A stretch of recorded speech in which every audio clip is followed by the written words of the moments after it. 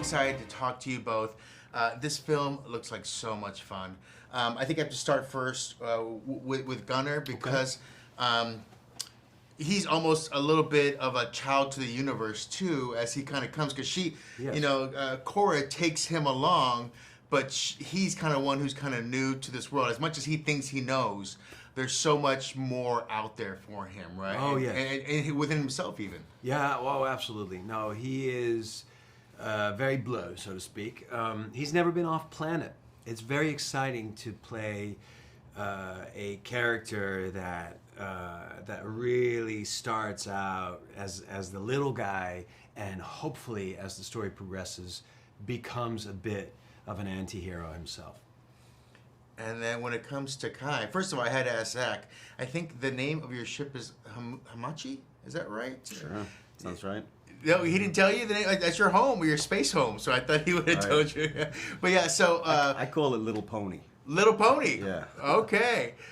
So when it comes to your character, what was it that Zach kind of gave you? Because whenever Zach explains a character, especially for something like this, it feels like Ride of the Valkyries is playing behind him as he explains his ideas in the world too. So how did he explain Kai to you? So I read the script first before I had a conversation with Zach, and Kai just exploded off the page to me. So by the time I was so excited to talk to Zach about it that I realized once we hung up that I hadn't let him say one word. I just told him who I thought Kai was, and he went, You explained Kai. And then I stopped talking, and he went, well, you clearly understand this, and so we would love you to play the character. That was that. Now, talking about your Little Pony as well, one of the beauty of these ships is Zach is about details, and every button works. Everything works in one way. Yeah. So how did you get kind of assimilated to your home?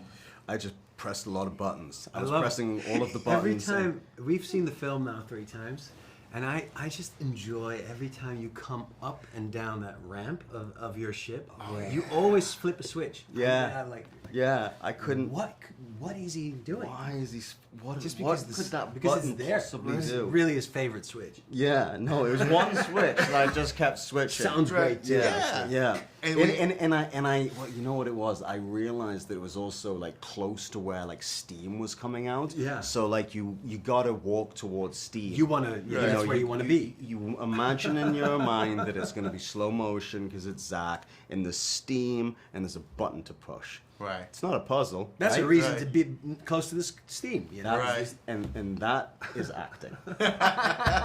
Well, and Any more questions? one of the beauty of acting too is we get kind of some themes, and there's a lot of Western in a lot of the ways we meet. And Kai especially, what's it like getting your cantina scene essentially? Awesome, right? I mean, fantastic. That was such a I felt like we were all sort of a kid in a candy store in that moment, because we walked in and we had the experience that you have in the film, that Gunnar has in the film. They walk in and there was just too much to look at, and too much weird, freaky stuff going on. And Set was amazing, but also the characters. I mean, you have to imagine that we then also, for the first time, see a lot of the creatures that probably that morning had spent 4 hours in makeup getting their prosthetics on before we've even arrived. So we meet them on set.